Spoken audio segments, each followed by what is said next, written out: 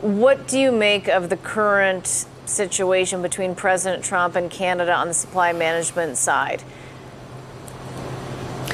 Listen, there are five main issues on the table in NAFTA, in the negotiations. There's obviously dispute settlement resolution, there is the sunset clause, extraordinary demands in terms of the auto sector, very much more onerous Buy American provisions, and number five, supply management. The thing that's so frustrating is that the first four are all things that are so important to Canada that we can't give on them. And I know our negotiators know that. We can't give, and the U.S. is still just absolutely adamant.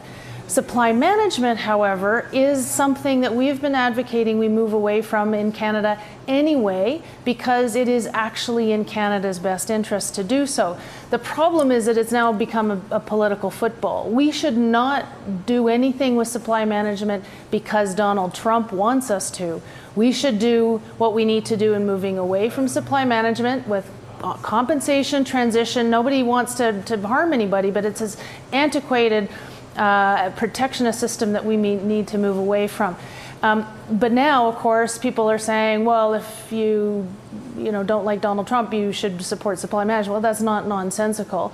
The other aspect of this is that when you have four issues that are so important to Canada and one that we actually could deal with, every negotiation is a negotiation. That's the nature of the game, and so there's always give and take.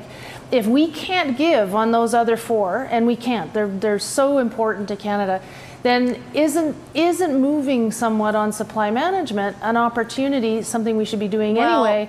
Give us some leverage on those others. Martha, many would say that the supply management system is just as important as those other four items. Why do you say it is, and why do you say it's in Canada's best interest to move away from it? Well, because economically it isn't nearly as important in the grand scheme of Canada's economy or social or economic prosperity. When it was formed in the early 1970s, there were upwards of 140,000 dairy farmers in Canada. They're now fewer than 10,000. That's a 95% drop.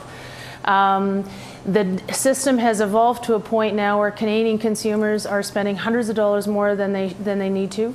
It's amazing how we get so upset at bank service fees and cell phone prices, but nobody blinks an eye at the fact that we're spending hundreds of dollars more on basic nutrition in a situation now might have made sense decades ago, but we're now consumers in Canada are subsidizing what is now a very small number of very wealthy producers. And it's so important to remember the supply management only affects dairy, poultry, and eggs.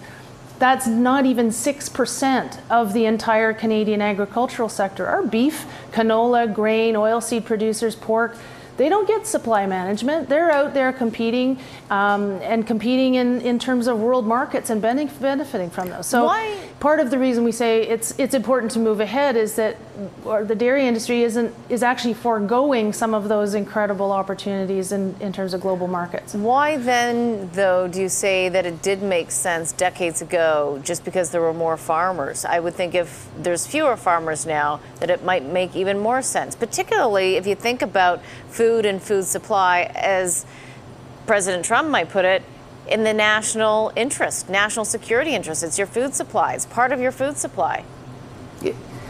But so is beef, so is pork, It is. So are grains, so are all of those So things. why get rid of it? So to say that so why get rid of it in total, though? Why get rid of it in total if nothing else is protected?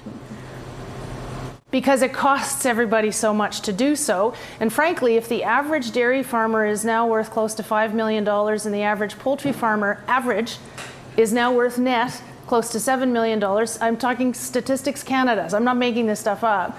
Why is it when decades ago we actually had challenges with so many tiny farmers across the country in some very different issues in terms of a trade environment decades ago was quite different with significant price volatility.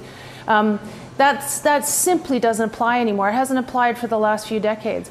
The value of quota now completely distorts the ability to be productive, to actually put that kind of capital to much better use. It's an archaic and really unfair system to all Canadians, other than, as I said, this fewer than 10,000 dairy farmers at this point now.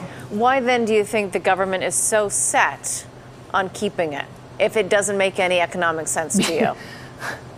The reason is politics. The reason is that the dairy lobby, the Dairy Farmers of Canada and their affiliates have now become, over years, thanks to the fact that we've been paying such a premium, well over $100 million a year on lobbying. That actually makes the Canadian dairy lobby similar, in a very odd and way, similar to the National Rifle Association in the United States. I mean, that organization, they're not obviously very different issues, but in terms of affluence, in terms of, therefore, influence, it's extraordinary, the lobby effort being undertaken by the Dairy Lobby of Canada.